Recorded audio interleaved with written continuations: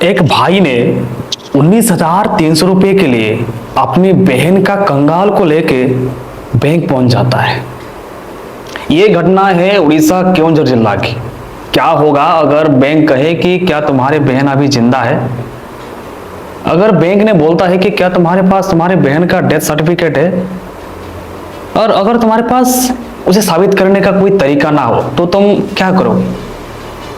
उसको जिंदा करके ला सकते हो ताकि उसके अकाउंट में जो पैसा है वो अंगूठा लगा के उठा सकता है पैसा, या उसकी कब्र खोद कर उसके कंगाल को लेकर बैंक आ सकते।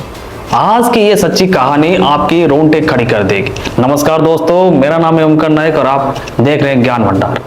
आज हम बातें कर रहे हैं उड़ीसा की एक ऐसी घटना के बारे में जिसने पूरा देश को हिला के रख दिया है, और उड़ीसा में पूरा गांव और शहर में इस विषय में हलचल मच रही है।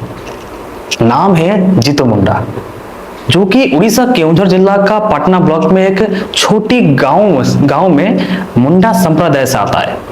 ये लोग ज्यादा पढ़ाई लिखाई नहीं जानते। उनमें से जीतू मुंडा उस गांव में रहने वाला एक गरीबी आदिवासी परिवार से आता है, जहां हर दिन जिंदगी को संघर्ष में कटना पड़ता है। इस गरीबी परिवार में थी एक महिला, नाम था कल्लारा मुंडा।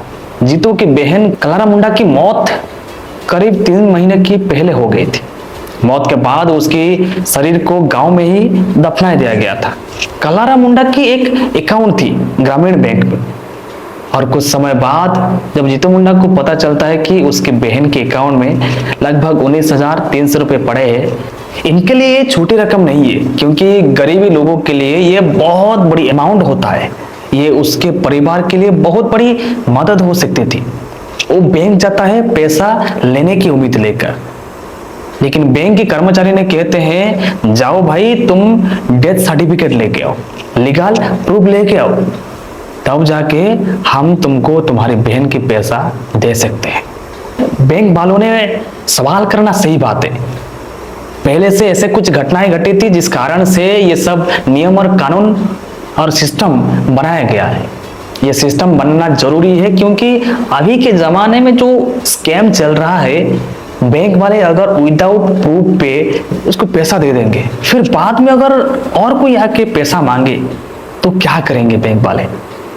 इसलिए सिस्टम बनाया गया है। अगर किसी को ये सिस्टम के बारे में नहीं पता हो, उससे समझाना बैंक वालों का काम है। बैंक वाले जीतू मुंडा को बोले होंगे कि तुम प्रूफ लेके आओ, पर जीतू मुंडा अनपढ़ है, उसको इस प्रोसेस के बारे में पता ही नहीं है। अगर बैंक वालों ने जीतू मुंडा को नहीं बोले होंगे कि प्रूफ क्या है, क्या क्या प्रमाण पत्र चाहिए, तुम कैसे लेके आ सकते हो, अगर उसके मदद नहीं किए होंगे तो सबसे बड़ी भूल है बैंक वालों का। आप सोचो, अगर एक गरीबी अनपढ़ इंसान जिसे ना सिस्टम समझ में आता है, ना डॉक्यूमेंट क्या है, डॉक्यूमेंट का प्रोसेस क्या है समझ में आता है, वो क्या करेगा? वो बार बार बैंक का चक्कर काटता है, लेकिन हर बार उसको सिर्फ एक ही इंसान मिलता है, नो। वो क्या करेगा? कितना सहेगा और कितना उम्मीद लेके बैठेगा? धीरे धीरे धीरे धीरे उसका उम्मीद गुस्से से बदल जाता है। जब एक इंसान की सहने का शक्ति टूट जाता है, तब वो असंभव काम को संभव करने के लिए कोई ना कोई उपाय ढूंढ के निकल लेता है। और फिर जीतू ने ऐसे कुछ काम करके दिखाया जिसके बारे में कोई सोच भी नहीं सकता। वो अपनी बहन की कब्र के पास जाता है और वो अपनी बहन की कब्र खोदता है, और उसके अवशेष स्केलेटन को निकालकर अपनी कंधे पे लेके चलता है सीधा बैंक में। उस बहन का कब्र से बैंक का दूरी लगभग 5 किलोमीटर की दूरी है।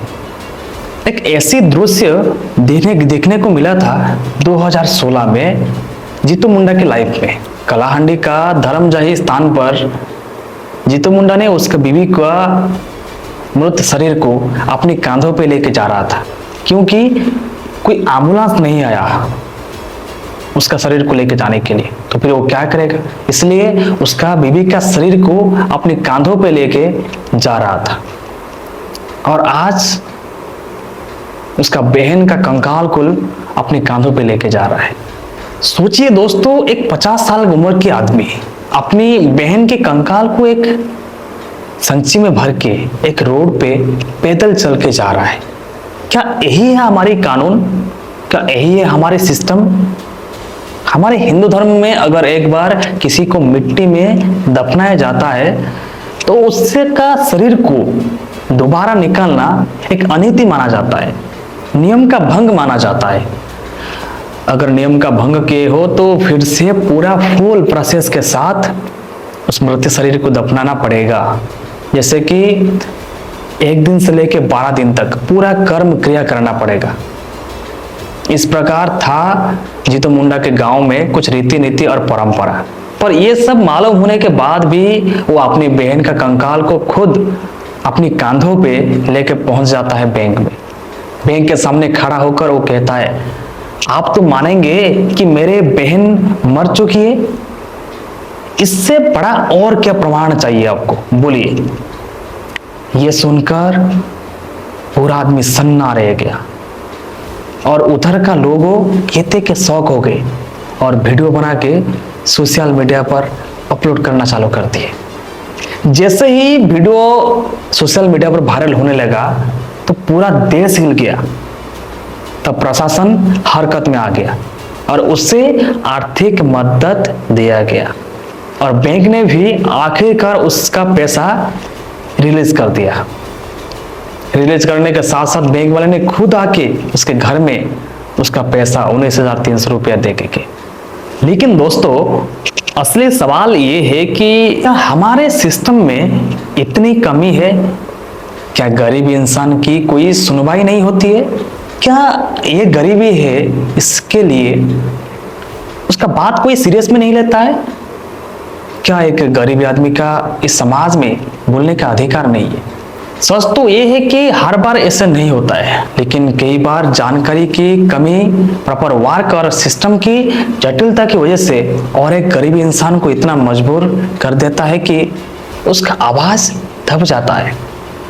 ये सिर्फ गरीबी का सवाल नहीं है, ये अवेयरनेस, एजुकेशन और सिस्टम तक पहुंचाने का भी सवाल है। कानून सबको बराबर अधिकार देता है, लेकिन हर इंसान तक ये अधिकार सही तरीके से पहुंचे, यही सबसे बड़ी चुनौती है। और जब ये चैलेंज फेल होता है तब ऐसे घटनाएं सामने को आता है जो हमें अंदर तक हिला देता है। तो सवाल ये नहीं है कि गरीबी का कोई वैल्यू नहीं है, सवाल ये है कि क्या हम उसे सही रास्ते सपोर्ट दे पा रहे हैं कि नहीं। आप सभी मुझे एक बात बताइए, क्या हम एक ऐसे सिस्टम बना पाए हैं जहां किसी को अपनी बात साबित करने के लिए कदम ना उठाना पड़े? आपकी राय मैं आपसे जानना चाहता हूं। मुझे जरूर आपका आंसर क्या है इस कमेंट के माध्यम से जरूर बताएं। अगर ये कहानी आपको सोचने पर मजबूर करती है तो इस वीडियो को डेफिनेटली लाइक करें और ऐसे ही सच्ची और आंखें खोल देने वाली कहानियों के लिए इस चैनल को सब्सक्राइब करें, बेल आइकन के नोटिफिकेशन को ऑन दबा के रखिए ताकि ऐसे ही नॉलेजफुल इंफॉर्मेशन वीडियो आपके पास जाके पहुंच सके। रहते हैं, नमस्कार, जय हिंद, जय श्री राम।